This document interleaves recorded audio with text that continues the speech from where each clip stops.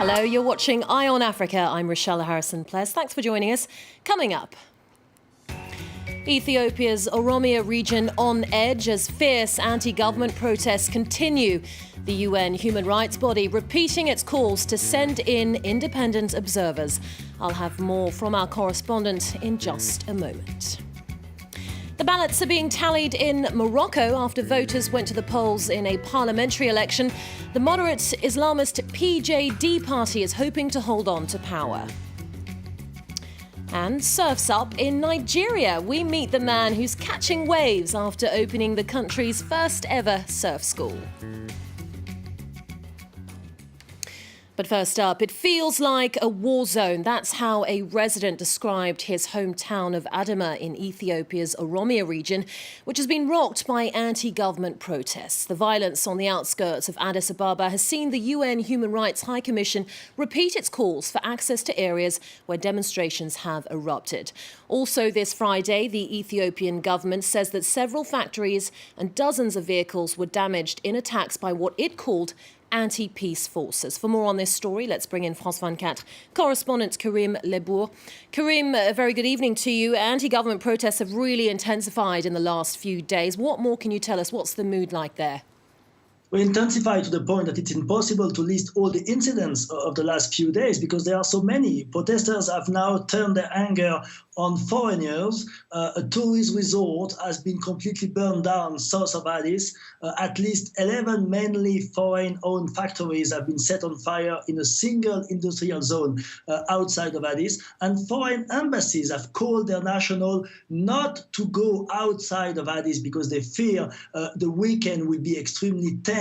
These protests have significantly intensified since the deadly stampede last Sunday during a religious festival in Oromia, and that was really the trigger that triggered this outburst of violence we have witnessed in the last few days.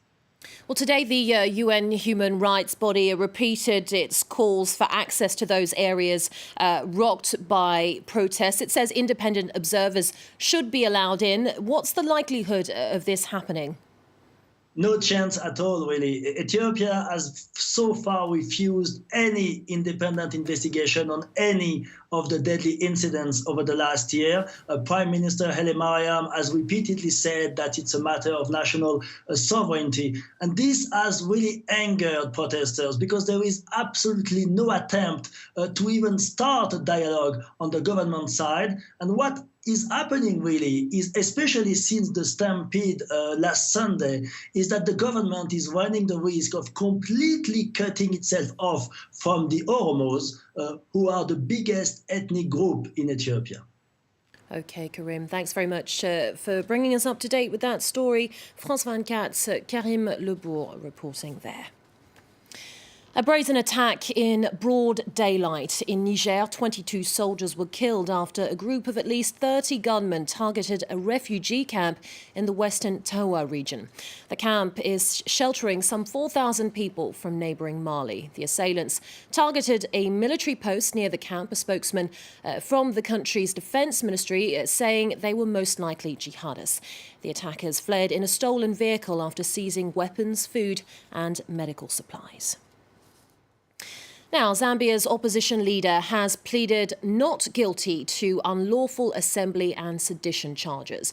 Hakainde Hichilema was arrested on Wednesday alongside the vice president from his United Party for National Development after they attempted to visit party members in detention. Hichilema is set to appear in court later this month and, if convicted, faces up to 7 years behind bars.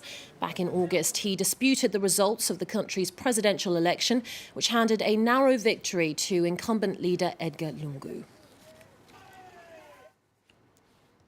A French inquiry into events that sparked the 1994 Rwandan genocide is far from over, with judges now targeting Faustin Kayumba Nyamwasa.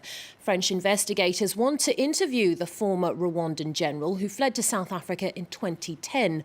Kayumba Nyamwasa has accused the country's current leader, Paul Kagame, of involvement in the assassination of President Juvenal Habyarimana, his murder igniting ethnic tensions and sparking the genocide, which saw the slaughter of some 800,000 Tutsis. Next, Moroccans went to the polls this Friday to elect a new parliament, the second time voters cast their ballots since the country ushered in constitutional reforms in 2011. The moderate Islamist Justice and Development Party, or PJD, is hoping to be re-elected to government, but its main rival, the Authenticity and Modernity Party, has thrown down a challenge. Well, for all the latest on this story, let's cross to France 24's Chris Moore, who's in Rabat for us.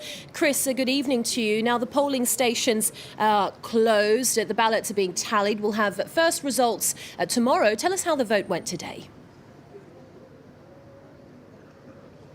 Well, both the main protagonists you were talking about there saying they're largely satisfied with the way things panned out. It was in many ways portrayed as a contest between those two main protagonists, the PJD, which has carved out a niche for itself with an image as the anti-corruption party. It says the PAM is too close to the royal household.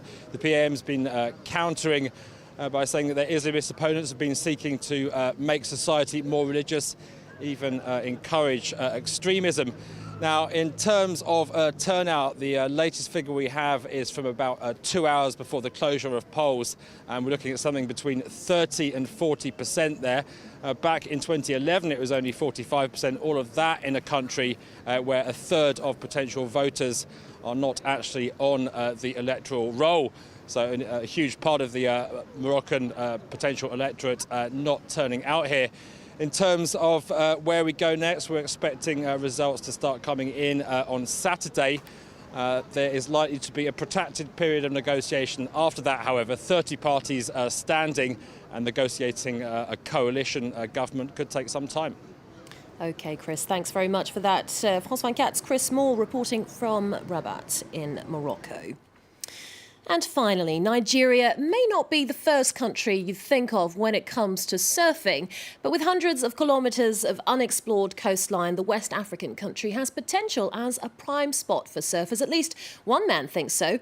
God Power Peki Puma has opened Nigeria's first ever surf school. Luke Shrego has the story. Surf school in Nigeria's Tarkwa Bay, and everyone has to start with the basics. Stand up. Nice. God Power Peki Puma is not just a fan of the sport, he runs Nigeria's first surf school, having fallen in love with it when he was younger. When I saw it, I was like, oh, how are these people doing this? How are they standing on the board? So I just admired it for the first time when I was a kid. And I said, wow, this is really amazing. I really like to do this. I really want to learn this sport. 15 years of experience later, he decided to teach his skills to others, with mixed results. Even France 24's Rosie Collier fancied a go while she was in the area. Tarkwa Bay, where we are, is a beautiful location in a very, very big mega city of Lagos. It's a great place to come and get away on the weekend, but rather than just lying on the beach, obviously I don't need a suntan, then I thought let me come and try some surfing and get fit in the meantime. Lessons cost $16, $9 if you bring your own board.